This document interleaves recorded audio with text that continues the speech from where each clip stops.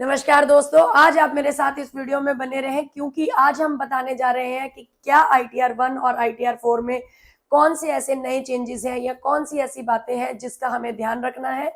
तो मैं ये कहूंगी कि अपनी ITR, अपनी इनकम टैक्स रिटर्न भरने से पहले आप ये चीजें अपने पास जरूर रखें। तो सबसे पहले, अगर आप 80C में यानी अगर आप ओल्ड रिजीम में अगर कोई भी अपनी रिटर्न को फाइल कर रहा है तो सबसे जरूरी है, जैसे हम अर्लियर क्या करते थे कि 80C में टोटल आपने इतना अमाउंट जो है वो डिडक्शन ले लिया, लेकिन आज आप ऐसा बिल्कुल नहीं कर पाएंगे। कारण क्योंकि आप उसमें एक ड्रॉप डाउन लिमिट है जिसमें आप बताएंगे कि 80C में कौन कौन सी डिडक्शंस जो हैं आप क्लेम कर रहे हैं फॉर एग्रीगेट 1,50,000। तो इसलिए जरूरी है, अगर आप कोई इंश्योरेंस पॉलिसी कर रहे हैं तो उसका इंश्योरेंस पॉलिसी का नंबर, अगर आप बच्चों की फीस क्लेम कर रहे हैं तो उसके लिए आपके पास उस फीस की रिसिप्ट होनी बहुत जरूरी है। तो ये एक बहुत खास है अगर आप ओल्ड रिजीम में अपनी रिटर्न फाइल कर रहे हैं।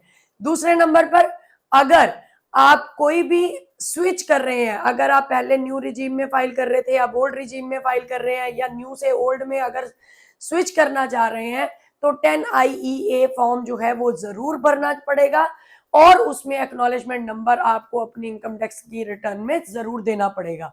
ये कुछ खास बातें हैं, आप इस वीडियो में अंत तक बने रहें क्योंकि बहुत सारी ऐसी बातें हैं जो हर इंसान के लिए, हर ह्यूमन बीइंग के लिए, हर इंडिविजुअल के लिए जो रिटर्न फाइल कर रहा है उसके लिए बहुत जरूरी है।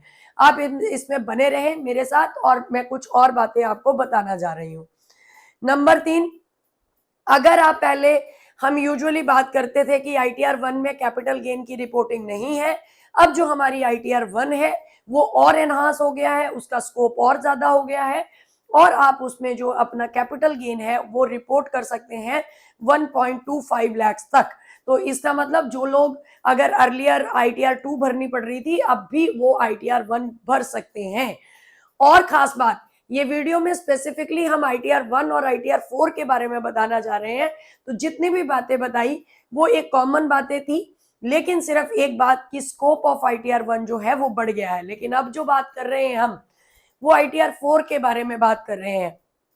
जैसा कि सब लोगों को पता है कि पहले जो थ्रेशोल्ड लिमिट थी ITR 4 भरने की, दैट वाज 1 CR यानी 1 crore, but now it is extended to 3 crore.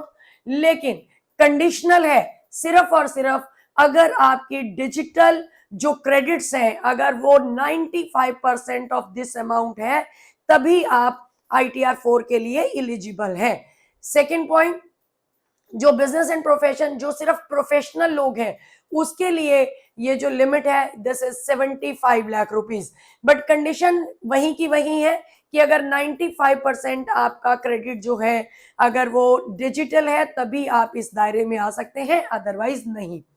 इन बातों का ध्यान रखें और हमारे साथ बने रहें, हमें पिन करें, अगर हमें यूट्यूब पे, इंस्टाग्राम पे फॉलो करें ताकि इस तरीके से हर अपडेट हम आप तक पहुंचाते रहें। धन्यवाद।